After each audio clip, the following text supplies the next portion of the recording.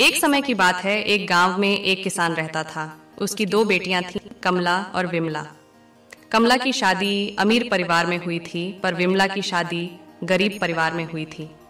अमीर होने के कारण कमला घमंडी हो गई थी। उसने विमला को अपने घर पर काम पर रख लिया। विमला उसके घर का सारा काम करती और बदले में कमला उसे बचा हुआ खाना दे देती थी। विमला सीधी सादी थी, अपने घर में रहती थी। साथ ही वह गणेश भगवान का नित्य नियम भी निभाती थी। जो भी खाना लाती उसको पहले गणेश भगवान को भोग लगाते, उसके बाद ही वह खाती या अपने परिवार को देती। एक दिन कमला के घर में खाना नहीं बचा। विमला ने जंगल से कुछ आंवले तोड़े। उसे उबालकर उसने पहले गणेश भगवान को भोग लगाया, फिर बचा हुआ खाकर सो गई। उसी रात गणेश भगवान ने उसकी भक्ति की परीक्षा लेनी चाहिए। उन्होंने एक बूढ़ी औरत का भेष बनाकर विमला के घर का दरवाजा खटखटाने लगे। विमला ने उठकर दरवाजा खोला तो देखा एक बुढ़िया खड़ी है। विमला ने पूछा, माँ जी आपको क्या चाहिए? बुढ़िया ने कहा, मुझे बहुत जोरों की भूख लगी है, कुछ खाने को दे दो। विमला ने कहा, माँ जी मैं बहुत गरीब हूँ, खाने का कुछ भी नहीं है, बस उबले हुए आंवले रखे हैं, आप खाएंगे? बुढ़िया माई बोली, हाँ लाओ। तब विमला ने भोग में चढ़ाए हुए आंवले बुढ़िया माई को खाने को दे दिया। खाने के बाद बुढ़िया माई घर जाने में असमर्थ दिखाई। तब विमला बोली, आप चिंता मत कीजिए, आज आप यहीं सो हो, ये कल सवेरे चली जाना। बुढ़िया माई वहीं खा पी कर सो गई। थोड़ी देर बाद बुढ़िया माई की नींद खुल गई। उसने कहा, बेटी मेरा पेट खराब हो गया है। विमला ने कहा, आप अंधेरे में कहाँ जाएंगे, यहीं किसी कोने में निपट लीजिए और अपना हाथ मेरे बालों में पूछ लीजिए, सुबह उठकर मैं साफ कर लूंगी। बुढ़िया माई ने वैसा ही किया। जब सुबह हुई तो बुढ़िया माई वहां नहीं थी।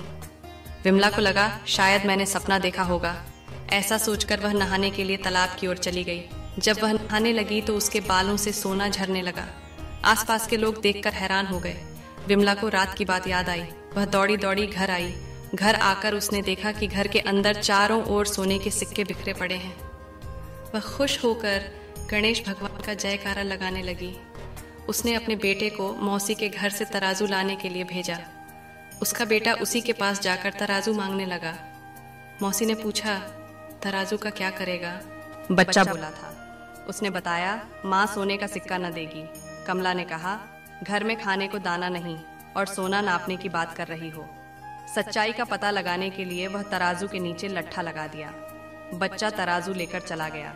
जब सोना नापने का काम खत्म हो गया तो तराजू मौसी को लौटाने आया। कमला ने तराजू को उलट पलट कर देखा तो उसके पीछे एक सोने का सिक्का चिपका हुआ था। वह हैरान रह गई और उसे विश्वास हो गया कि विमला बहुत धनी हो गई है, इसलिए काम पर भी नहीं आई। वह दौड़ी दौड़ी बहन के घर पहुंची और उससे पूछा, तुम्हारे पास इतना धन कहाँ से आया? विमला सरल स्वभाव की थी। उसने सारी बातें अपनी बहन को बता दिया। कमला को लालच आ गया।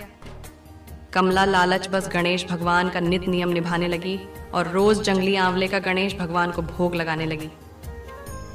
एक दिन गणेश भगवान उसे सबक सिखाने के लिए बूढ़ी औरत का भेष धरकर उसके घर गए। वह बुढ़िया माई को बैठा और वहीं उबला हुआ आंवला दिया। आंवला खाकर बुढ़िया माई का पेट खराब हो गया। उसने कमला के सारे घर को गंदा कर दिया। जब सुबह कमला की नींद खुली तो उसने देखा सारा घर गंदगी से भरा पड़ा है और बदबू भी कर रहा है। कमला गंदगी को साफ करने लगी, पर गंदगी बढ़ती ही जा रही। वह परेशान होकर विमला के घर गई। उसने विमला को सारी बात बताई। विमला ने कहा, तुम्हारे पास खाने का इतना सामान था, फिर भी तुमने उबले हुए आंवले गणेश भगवान को खिलाए। इसी कारण गणेश भगवान का कोप तुम पर हुआ है। कमला को अपनी गलती का एहसास हो गया। वह गणेश भगवान से क्षमा मांगने लगी।